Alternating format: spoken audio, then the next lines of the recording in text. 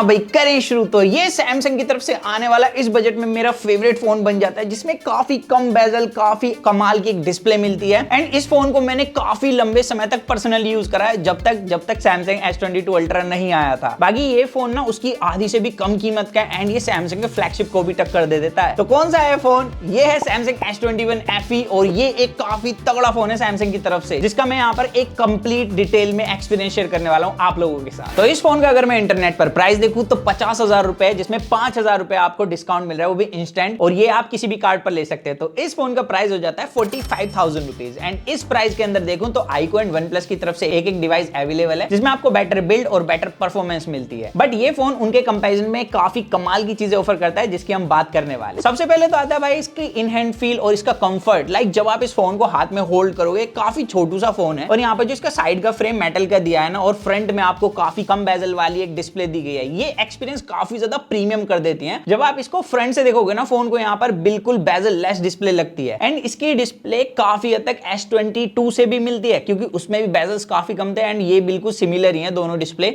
Even जो colour accuracy है वो भी सेम ही है, क्योंकि भाई भाई फोन ही है ना दोनों सैमसंग के। पर S21 FE में S20 FE के कंपैरिजन में जो चेंजेस किए थे डिस्प्ले में, मैंने बताए थे, एक तो जो कलर्स हैं वो ज्यादा वाइब्रेंट कर दिए, जो कि पर्सनली मेरे को काफी ज्यादा अच्छे लगते हैं। एंड दूसरा जो आउटडोर पीक ब्राइटनेस है S20 FE की बिल्कुल भी अच्छी नहीं थी, S21 FE में उसको मेजरली इंप्रूव किया गया है। बाकी यहाँ पर जो 120 हर्ट्ज का पैनल है बहुत ही स्मूथ परफॉर्म करता है इसके अंदर। यहाँ पर अभी तक मुझे किसी भी प्रकार की जिटरिंग देखने के लिए नहीं मिली है इस फोन के अंदर। तो यहाँ पर ऑल ओवर जो एक्सपीरियंस है नॉर्मल स्क्रॉलिंग का या ऐप ओपनिंग क्लोजिंग का, वो काफी मस्त देखने के लिए मिलता है इस फोन के अंदर। बाकी यहाँ पर अगर इसकी गेमिंग परफॉर्मेंस की बात करूं तो ये फोन Exynos 2100 प्रोसेसर के साथ आता है, जो कि Samsung S21 सीरीज के अंदर दिया गया था। तो यहाँ पर आपको सेम प्रोसेसर दिया है। एंड जैसे कि Exynos के प्रोसेसर बदनाम है हीटिंग के लिए, तो भाई इसके साथ ऐसा कुछ भी देखने के लिए नहीं मिला। जब ये फोन आया था मैंने आपको जब भी बताया था कि इसके अंदर थोड़े से वार्म इश्यूज है, वो भी जब आप इसको एक्सट्रीम लेवल पर यूज करोगे। बाकी अगर नॉर्मल यूज करते हो तो किसी भी प्रकार की हीटिंग नहीं है, आप कैजुअल गेमिंग कर सकते हो इसके अंदर, वो भी मस्त होती है। बट अगर आप हार्डकोर गेमिंग के लिए ढूंढ रहे हो फोन, तो आप इसकी तरफ मत जाना। फिर 90 और 10T है मार्केट के अंदर अवेलेबल उसके लिए। अब ये फोन जो अपने प्राइस रेंज के फोनों के कंपैरिजन में एज ले जाता है, एक तो डिस्प्ले थी, दूसरा आते हैं इसके कैमरास। यहाँ पर तीनों ही कैमरा काम के मिलते हैं। अब ऐसा इस वजह से बोल रहा हूँ क्योंकि इस प्राइस रेंज में जितने भी अभी नए फोन आ रहे हैं, लाइक OnePlus की तरफ से, Oppo की तरफ से Vivo V25 Pro आया था, हर किसी में टेलीफोटो रिमूव करके 2 मेगापिक्सल का मैक्रो कैमरा सेंसर डाल दिया है। हालांकि ये सैमसंग का फोन 7-8 महीने पहले आया था, अभी सैमसंग का फोन आई होप कि 2 मेगापिक्सल के कैमरा सेंसर के साथ ना आए। बट यहाँ पर अगर देखूं तो आपको एक मेन कैमरा दिया गया है जिसकी क्लैरिटी काफी अच्छी है। इवन इसमें OIS भी दिया है, जब आप वीडियो रिकॉर्ड करोगे इसके अंदर तो स्टेबलाइजेशन काफी अच्छी है और कलर एक्यूरेसी भी काफी सही है इस प्राइस के एंड्रॉइड फोनों के कंपैरिजन में। दूसरा यहाँ पर ultra wide angle camera sensor की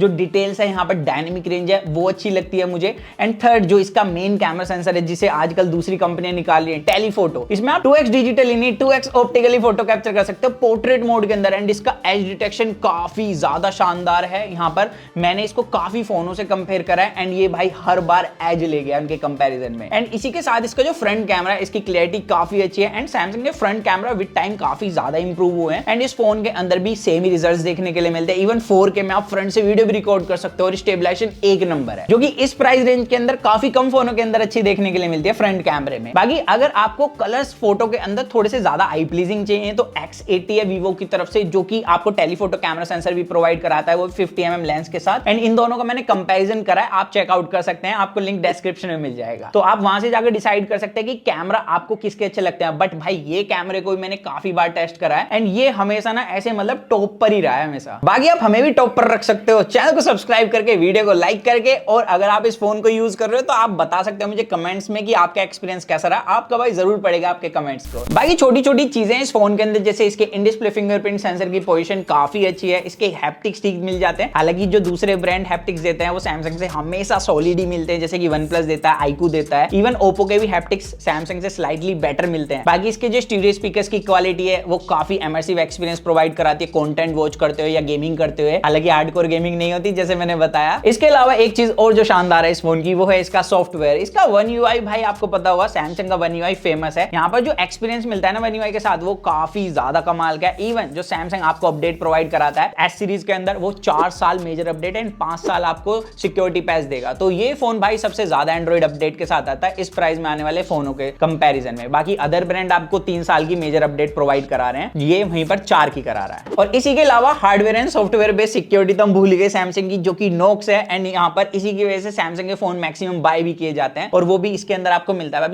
बाकी सैमसंग पे जैसी चीजें भी इस फोन के अंदर दी गई हैं। और काफी लोगों का कहना है छोटे फोन के अंदर एमएएच में बैटरी कम मिलती है, दूसरा बैटरी बैकअप भी कम मिलता है। तो ऐसा हमने देखा है भाई S22 के अंदर। S22 का जो बैटरी बैकअप था वो वर्स्ट था, लेकिन यहाँ पर जो इसका बैटरी बैकअप है इसके अंदर एक तो एमएएच में बैटरी ठीक मिलती है, दूसरा अगर आप एक नॉर्मल यूजर हो ना तो यहाँ पर आपको बैटरी बैकअप ठीक मिलता है, आप एक दिन फोन को मस्त चला लोगे। वहीं पर अगर आप एक हैवी यूजर हो, थोड़ी बहुत गेमिंग करते हो और काफी ज्यादा वीडियो एडिटिंग वगैरह करते हो, तो यहाँ पर आप सुबह चार्ज करके इस फोन को शाम को जरूर चार्ज करोगे। बट साइज के हिसाब से देखूं या इसकी बैटरी कैपेसिटी के हिसाब से देखूं तो इसका बैटरी बैकअप काफी इंप्रेसिव लगा है मुझे, क्योंकि सैमसंग के बाकी फोनों के अंदर मैंने देखा है कितना बेकार होता है छोटे फोनों के अंदर बैटरी बैकअप, और इसका सबसे बड़ा एग्जांपल S22 ही है। तो ये एक सैमसंग की तरफ से ऐसा फोन है जिसको आप कभी भी बाय कर सकते हो, आपको बिल्कुल भी रिग्रेट नहीं होगा। हालांकि इसका जो प्राइस है जब से फोन आया कोई भी मेजर ड्रॉप देखने के लिए नहीं मिला, लेकिन अभी फेस्टिवल सेल आने वाली है जिसमें अगर इस पर डिस्काउंट मिलता है तो इसको बिल्कुल भी मत छोड़ना। और इसी वजह से मैं ये वीडियो बना रहा हूं ताकि आप लोगों के हाथ से एक अच्छी डील ना जाए। और ये फोन ऐसा फोन है अगर आप S22 बाय करने जा रहे हो तो आप इसको बाय कर लो, क्योंकि उसके कंपैरिजन में एक तो यहाँ पर बैटरी बैकअप सॉलिड मिलता है, दोनों की डिस्प्ले सेम ही है भाई लगभग, एंड यहाँ पर ऑलमोस्ट सेम ही परफॉर्म करते हैं दोनों ही फोन, बट वो हीटर है तो ये कूलर है उसके कंपैरिजन में। बाकी कैमरा में थोड़ा बहुत चेंज है, लेकिन प्राइस के हिसाब से देखूं तो ये फोन ज्यादा वर्थ है S22 के कंपैरिजन में। उसे लेकर आप पछताओगे क्योंकि बहुत ज्यादा हीट होता है एंड बैटरी ड्रेन मेजर देखने के लिए मिलती है। तो आप बताना आपको कैसी लगी ये वीडियो और क्या आप बाय करोगे इसे अगर इस पर डिस्काउंट मिलता है। तो दैट्स इट गाइस, मिलते हैं जल्दी कूल और एक्साइटिंग वीडियो में। तो जब तक के लिए John Mac do what your heart will stay in with that we unbox guys.